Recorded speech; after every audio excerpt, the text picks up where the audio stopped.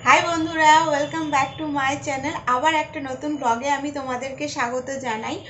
तो आज के आबारो मा बाबा बाड़ीते नेই, तो नतून कथा किछुई ना, आज के आबार आमाके रान्ना करते हबे। तो आमार काछे ना रान्ना कराटा भीषण बोरिंग काज, माने रेगुलारकार डाल भात जेगुलो हय एगुलो करते आमार एकदम भालो लागे ना, किन्तु जोदि नतूनत्व कोनो रान्ना हय सेटा करते आमार खूब भालो लागे। तो যাই হোক आज के मा बाबा जेहेतु बाड़ीते नेই सेहेतु आमाके रान्ना करते हबे। आर सकाल बेलाय उठे आमार निजेस्व जा काज छिलो बिछाना परिष्कार करा, घरगुलो परिष्कार करा, सेगुलो समस्त किछु करेও निয়েছি। तारपरे सकाल बेलाय खाबारও माने ब्रेकफास्ट करा हये गेছে। तो सकालेर ब्रेकफास्टটাও करा हये गेছে, चाटा सब खेয়ে নিয়েছি। तो तारपरे भाबलाम जे একটা আজকে ব্লগ স্টার্ট করা যাক। প্রথমে ভাবিনি যে আজকে ব্লগ করব, তো ভাবলাম ঠিক আছে করাই যাক আজকে একটা ব্লগ। তো এরপরে মাসি যাওয়ার পরেও অনেক কাজ ছিল, সেগুলো এখনো হয়নি, তো সেগুলোই করব। আর আজকে একটা অন্যরকম কিছু রান্না করব ভাবছি। এখন আদৌ ঠিকঠাক করতে পারবো কি পারবো না জানি না, তবে ভেবেছি একটা নতুনত্ব কিছু রান্না করব। আর সেটা সম্পূর্ণ বুনুর কাছে সারপ্রাইজ। বুনু জানে না আমি এখনো কি রান্না করব, কারণ সকালবেলায় উঠে প্রথমেই আমাকে জিজ্ঞেস করে মা বাবা না থাকলে যে আজকে আমি কি রান্না করব। তো ওকে আজ আমি কিছুই বলিনি যে কি রান্না করছি না করছি। তো অনেক কিছুই বাড়িতে মানে যে রান্নাটা আমি করব তার জন্য অনেক জিনিসই বাড়িতে নেই, যেগুলো আমাকে বাজার থেকে গিয়ে এখন আনতে হবে। তো বাড়িতে আর যা যা কাজ আছে সেগুলো করে নেব, তারপর আমি বাজার যাব সে সমস্ত জিনিসগুলো আনার জন্য। তো চলো আজকে শুরু করা যাক। তো সারাদিন কি করছি না করছি সেটাই তোমাদের সাথে আজকে শেয়ার করব। তো চলো শুরু করা যাক।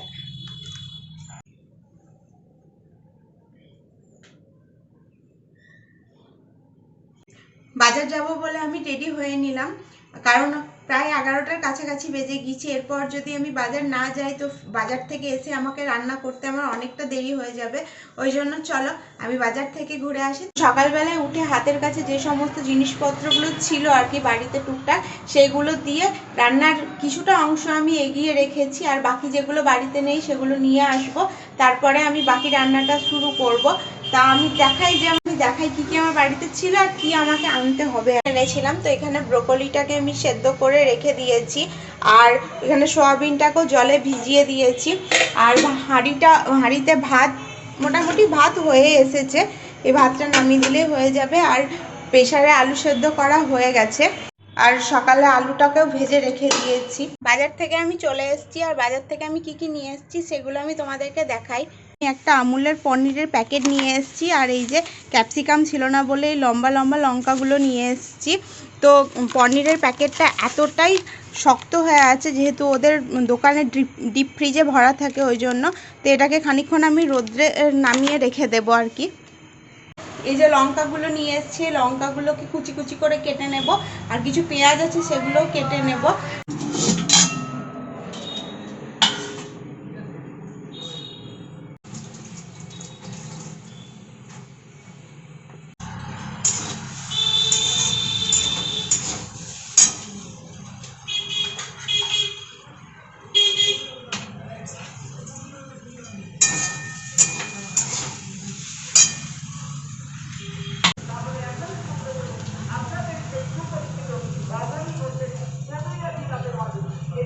আমি সমস্ত সবজিগুলো কড়াইয়ে দিয়ে দিয়েছি ভাজার জন্য।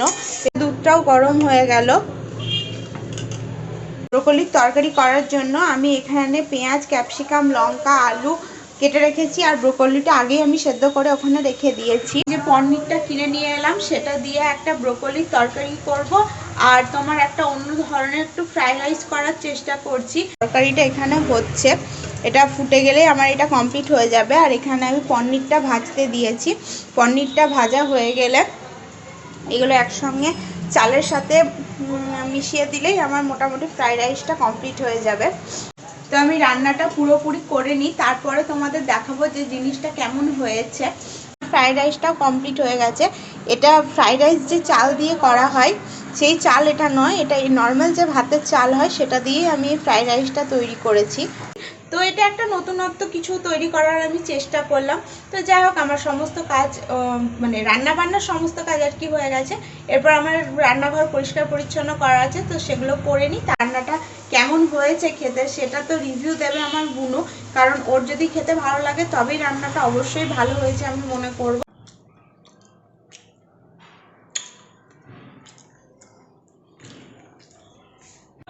রান্না টান্না করে নিয়ে আমি স্নান টান করে নিয়েছিলাম, তারপরে বুনু আর আমি একসাথেই খাবারটা খেয়ে নিয়েছিলাম। তো খাওয়ার সময় আমি আর ভিডিও করতে পারিনি।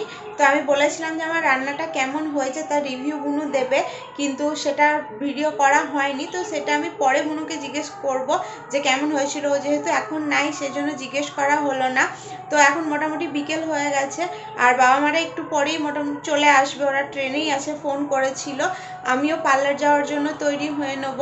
তো চলো, এখন প্রায় 4:30-এর কাছাকাছি বাজছে, আমিও পার্লার চলে যাই। তার জন্য আমি রেডি হয়ে নিই, তারপরে পার্লার থেকে এসে আবার তোমাদের সাথে দেখা হবে।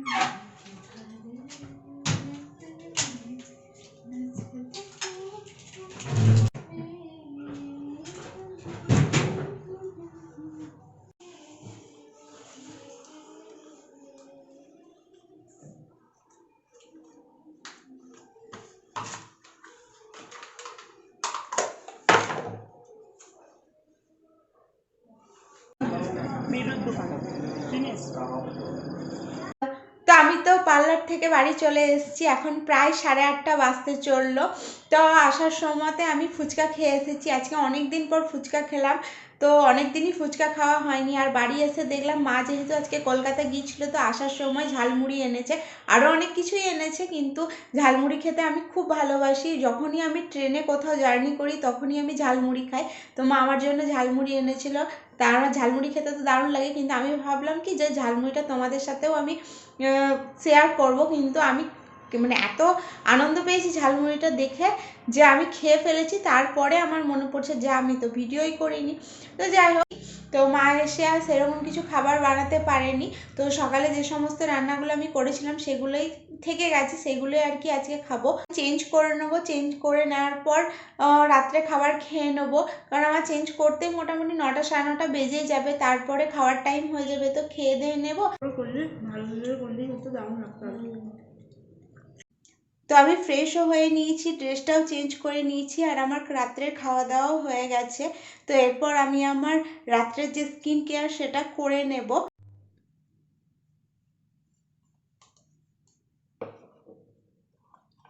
শীতকালে যদি আমি ফেস ওয়াশ করে খানিকক্ষণ ক্রিম নাও মাখি তাও আমার কিছু হয় না, কিন্তু যদি এই টাইমটাতে আমি ফেস ওয়াশ করার পর সঙ্গে সঙ্গে ক্রিম না মাখি তাহলে না গোটা মুখটা আমার টান ধরে। তাই এই ওয়েদারটা আমার ঠিক সহ্য হয় না, হাত পা যেন শীতকালের থেকেও বেশি ড্রাই হয়ে যায়।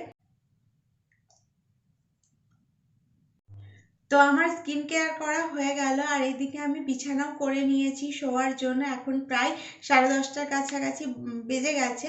তো আমি এখন শোবো না, যদিও শুতে অনেকটাই রাত হয়ে যায়। আর বুনু এখন পড়াশোনা করে অনেক রাত অবধি, তার জন্য ওর সঙ্গে জেগে থাকি। তো আমি এখন একটা বই পড়বো খানিকক্ষণ। তো এটা হচ্ছে, এই বইটা আমি এখন পড়ছি। তো আমার বই পড়তে খুব ভালো লাগে, কিন্তু সবসময় পড়া হয় না। বিশেষ করে মোবাইল পেলে তো তখন তোমার হইচই, নেটফ্লিক্সে সিনেমা দেখতে শুরু করি, মানে করে দিই, তখন আর বইটই পড়া হয় না। তবে এই বইটা একটা আমাদের সামনের বাড়ির একটা দাদা দিয়েছে। তো এই বইটা বেশ ভালো, আমি কালকে থেকে এই বইটা পড়তে শুরু করেছি। বইটা অল্প 2-3 পাতা পড়া হয়েছে, কালকে আর বেশি পড়া হয়নি। তো আজকে ভাবছি কিছুটা পড়বো, তারপরে খানিক এডিট করব, তারপরে আমি শুতে যাব। তো আজকের ব্লগটা আমি এখানেই শেষ করছি। যদি তোমাদের আমার ব্লগটা ভালো লেগে থাকে তাহলে অবশ্যই তোমরা লাইক, শেয়ার, কমেন্ট করো, আর সাবস্ক্রাইবও করে দিও। বাই। আবার একটা অন্য কোনো ব্লগে তোমাদের সাথে দেখা হবে।